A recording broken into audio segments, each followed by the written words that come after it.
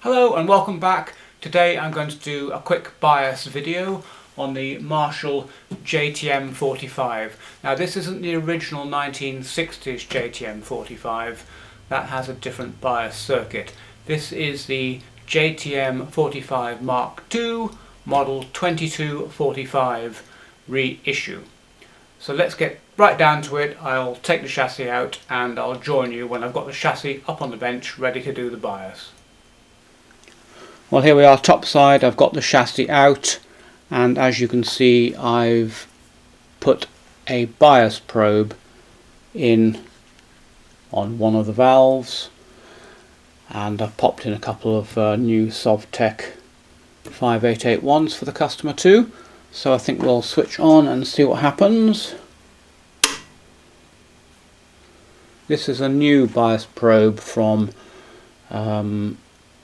Eurotubes, and it's their LED version compared to the LCD version. I wish this was a little bit brighter. It's quite dim, this LED. I don't like that so much.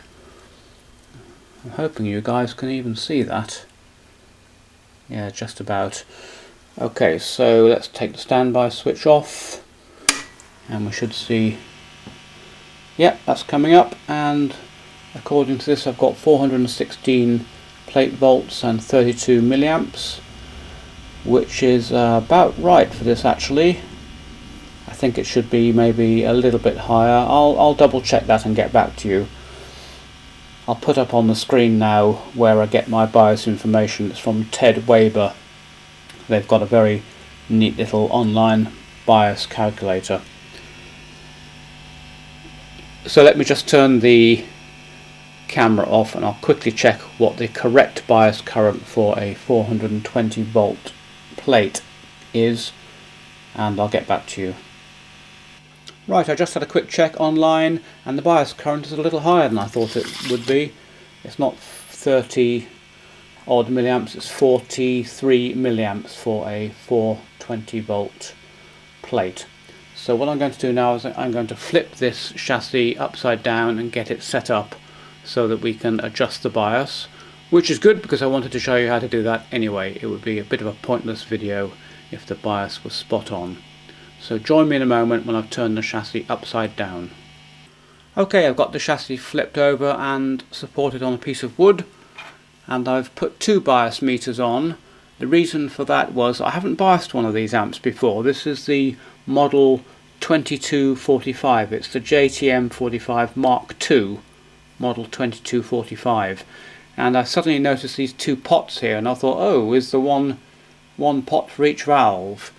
But I've just spent a fair bit of time on the internet. The information wasn't very easy to find, and I eventually discovered that actually there's only one pot for the bias, and that's this one here, and this pot does hum balance, which we'll have a little play with in a moment, but for the moment we'll leave that alone.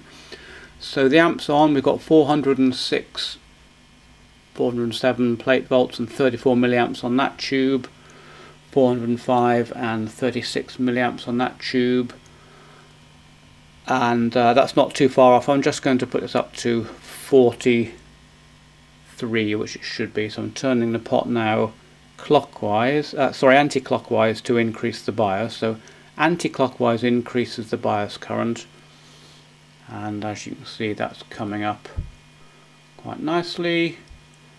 43 milliamps on there,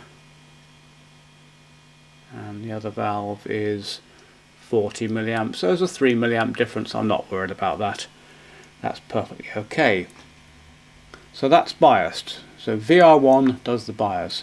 VR2 does the hum balance. Now I'm just going to have a little play with that to see if I can hear any audible difference in hum as I turn it.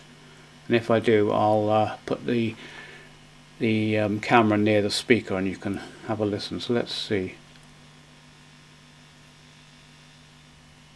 Can't hear a thing. Can't hear any difference there whatsoever. Let's turn this up a bit. There's a fair bit of hum anyway, but then the whole thing's all open to the elements at the moment. Just try that again.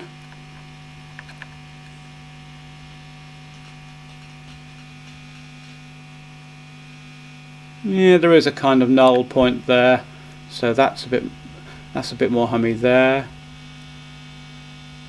and there, and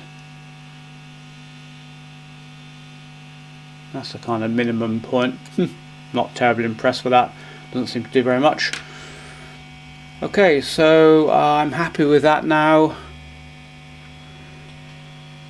The bias has crept up a touch. I'll just drop that back a little tiny bit to more like 42. Good, and 39 on that one. So we're good to go. Well, that was fairly straightforward, wasn't it? It's always useful when they fit a bias pot that you can adjust so that you don't have to be messing around with fixed resistors. It threw me for a minute there that there were two pots, but one was a hum balance pot, even though it didn't seem to do very much.